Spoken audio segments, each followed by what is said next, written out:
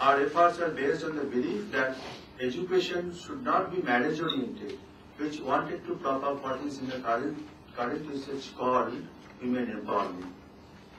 Now, on the basis of my understanding, I have tried to make out some thesis that the school has become a good example of a continuity and change. I have gathered the impression from the previous presentations that we actually were talking about tradition also in the context of the modern developments. And that's why I find some similarity with my paper also.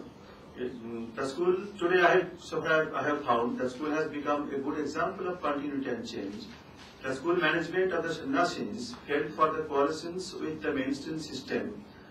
It is better to say that the management of the school hasn't opted for the traditional syllabus. In fact, they have opted for the syllabus that is apt to secondary education as Bengal government. That is the modern syllabus, the current syllabus, which is actually taught to the students of other schools also.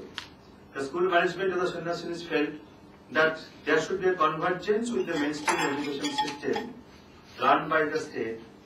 So government rules regarding curriculum, teaching staff, constitution of the managing committee, and collection of tuition fees had to be introduced without renouncing the independence of the institution.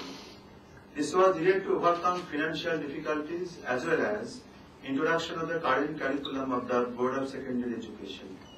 Some compliance with the rules applicable for the state-run schools and convergence with the curriculum of the Board of Secondary Education arose from its need to refrain from being an unsustainable institution in the perception of the parents and guardians,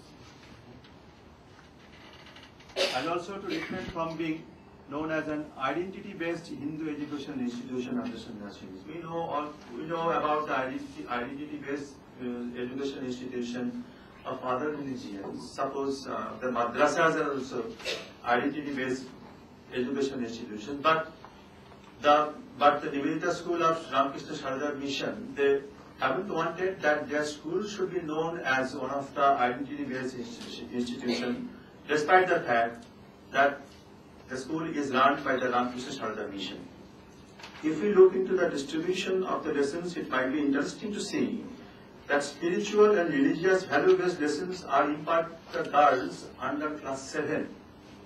And those spiritual lessons are not imparted to the girl students who are going to appear for the Madhyamik or secondary examination. Therefore, I think there is a separation, there is a division of curriculum. In that sense, the traditional learning are given to the girls under class 7, and the girls of higher classes, they are exempted from these lessons, because the Sannyasis, they believe that if they are overburdened by these lessons, then their results, their performance in the final examinations, in the secondary examinations, and the annual examinations of the higher classes, their performance will be very bad, which the school authorities do not want.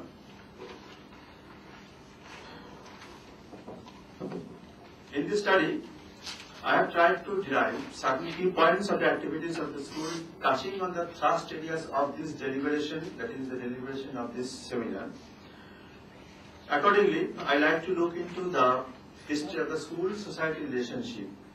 If we have to study a school, therefore, I think a particular school like the Nivedita Girls' School, the study of that school should be done in the backdrop of the social developments, I think.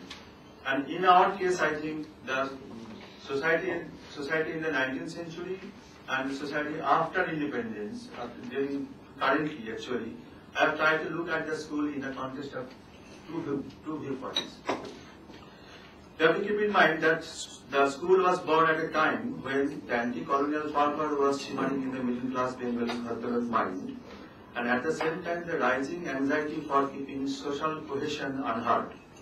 At that critical juncture, Nivedita's ventures smacked of radicalism, and they were reached by the coercion from colonial rulers as well as from Bengali Hindu orthodoxy.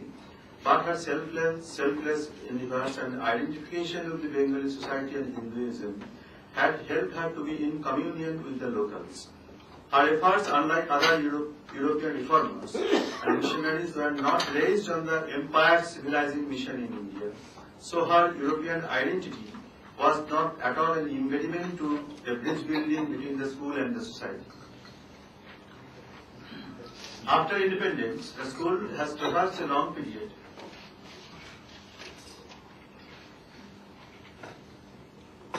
So the relation between them has to be explored in the backdrop of the current developments in primary and secondary education.